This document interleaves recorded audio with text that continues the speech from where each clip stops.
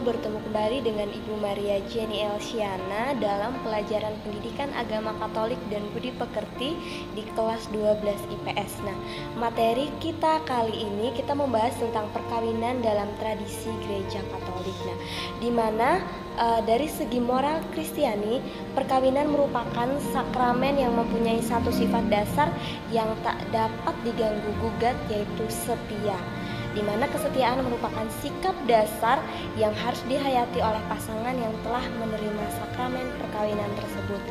Kemudian kita akan langsung masuk ke paham perkawinan menurut kitab hukum kanonik.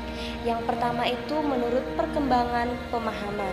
Jadi setelah Konsili Vatikan kedua, pemahaman tentang perkawinan Kristiani mengalami perkembangan pesat, di mana perkawinan yang semula dilihat hanya sebagai kontrak kini dipandang sebagai perjanjian atau konvenan yang membentuk suatu persekutuan hidup dan cinta yang mesra. Selanjutnya, paham dasar perkawinan.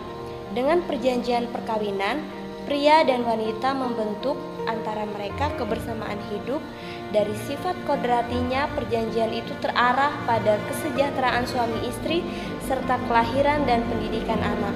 Oleh Kristus Tuhan, perjanjian perkawinan antara orang-orang yang dibaptis diangkat ke martabat sakramen.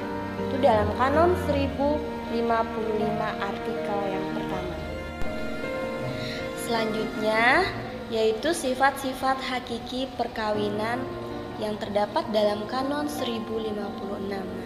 Dalam Kanon 1056 mengatakan bahwa sifat-sifat hakiki perkawinan ialah monogam dan tak terceraikan atau terputuskan, yang dalam perkawinan Kristiani memperoleh kekukuhan khusus karena sakramen. Beberapa sifat perkawinan adalah sebagai berikut. Nah, yang kita tahu tadi di penjelasan yang sebelumnya, kita mengetahui bahwa sifat perkawinan Katolik itu ada dua, yaitu monogam atau satu dan juga tak terceraikan. Yang pertama itu monogam. Dalam perkawinan Kristen, suami mesti menyerahkan diri seutuhnya kepada istrinya. Begitu juga sebaliknya. Istri juga harus menyerahkan diri seutuhnya kepada suaminya ya. Tidak boleh terbagi kepada pribadi-pribadi yang lainnya lagi. Hanya satu untuk satu sampai kematian memisahkan mereka. Kemudian dalam Injil Matius bab 19 ayat 15, Yesus menegaskan, sebab itu laki-laki akan meninggalkan ayah dan ibunya dan bersatu dengan istrinya, sehingga keduanya menjadi satu daging. Demikianlah mereka bukan lagi dua, melainkan satu ya. Jadi inilah persatuan dan cinta yang sungguh-sungguh menyeluruh, tak terbagi dan bersifat total. Kemudian dalam perkawinan Kristen yang diserahkan bukan suatu hak ya, bukan pula badan saja ya, juga bukan hanya tenaga dan waktu, melainkan seluruh pribadi demi menata masa depannya. Nah, kemudian yang selanjutnya itu bersifat tak terceraikan ya. Perkawinan Kristen itu bersifat tetap, hanya maut yang dapat memisahkan keduanya. Kita tidak dapat menikahi seseorang untuk jangka waktu tertentu, kemudian bercerai untuk menikah lagi dengan orang yang lain. Perkawinan Kristen menuntut cinta yang personil ya, total tetapi juga permanen. Suatu cinta yang tanpa syarat, suatu pernikahan dengan jangka waktu dan syarat-syarat terbatas itu tidak mencerminkan cinta yang personal, total dan permanen.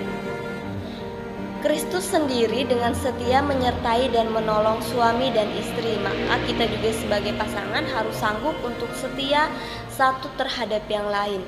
Sifat perkawinan Kristen itulah yang membuat perkawinan kokoh dan juga tak terceraikan. Selanjutnya makna perkawinan. Menurut kitab hukum kanonik dalam Kanon 1055 diungkapkan paham dasar tentang perkawinan gerejawi ada 3 ya, yaitu perkawinan sebagai perjanjian, kemudian perkawinan sebagai kebersamaan seluruh hidup antara pria dan wanita, dan yang terakhir perkawinan sebagai sakramen. Selanjutnya itu menurut ajaran Konsili Vatikan kedua dalam Gaudium et Spes nomor 48 dinyatakan bahwa perkawinan merupakan kesatuan mesra dalam hidup dan kasih antara antara pria dan wanita yang merupakan lembaga tetap yang berhadapan dengan masyarakat. Nah, oleh karena itu, perkawinan bagi gereja Katolik tidak sekedar hanya ikatan cinta mesra dan hidup bersama yang diadakan oleh Sang Pencipta dan dilindungi oleh hukum-hukumnya. Selanjutnya, tujuan perkawinan. Ada beberapa hal yang ingin dicapai dalam sebuah perkawinan. Tujuan perkawinan itu ada 3 ya. Yang pertama, kesejahteraan lahir batin suami dan istri, kemudian keturunan, dan yang ketiga, pendidikan anak. Yang pertama dulu ya, kesejahteraan lahir batin suami istri. Tujuan perkawinan ialah untuk kesejahteraan suami dan istri secara bersama-sama, atau hakikat sosial perkawinannya ya, dan bukan kesejahteraan pribadi atau salah satu pasangan saja. Kemudian, tujuan perkawinan ialah saling menjadikan baik dan sempurna, saling menyejahterakan, yaitu dengan mengamalkan cinta dan dengan seluruh jiwa raga. Yang selanjutnya itu adalah keturunan, di mana tujuan utama pernikahan itu setelah menikah hidup bahagia, tentunya yang kita cari itu adalah keturunan ya.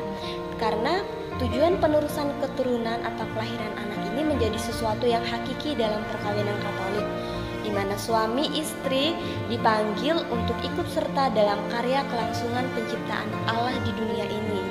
Hal ini merupakan tugas perutusan yang sangat khas bagi pasangan suami istri, karena hadirnya secara berkelanjutan generasi manusia untuk mengisi muka bumi ya. Jadi ketika kita sudah memperoleh keturunan, berarti kita juga ikut ambil bagian dalam karya kelangsungan penciptaan Allah di dunia ini.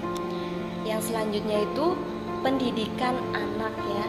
Jadi setelah kita mempunyai anak, setelah kita mempunyai keturunan, tentunya kita juga harus memperhatikan pendidikan anak kita ya. Kita harus bisa mendidik anak kita, menjaga dan merawat mereka. Karena anak-anak menurut pandangan gereja adalah anugerah perkawinan yang paling utama dan sangat membantu kebahagiaan dari kedua orang tua. Dalam tanggung jawab menyejahterakan anak, terkandung pula kewajiban untuk mendidik anak-anak ya. Jadi wajib sebagai orang tua kita harus bertanggung jawab dalam mendidik anak-anak kita, dalam menjaga dan merawat mereka. Jangan malah ditelantarkan ya. Nah, jadi anak-anak, sekian materi yang dapat Ibu berikan hari ini. Semoga materi ini bermanfaat bagi kita semua ya. Sampai bertemu di materi yang selanjutnya. Nanti jika ada tugas akan Ibu beritahukan ke ketua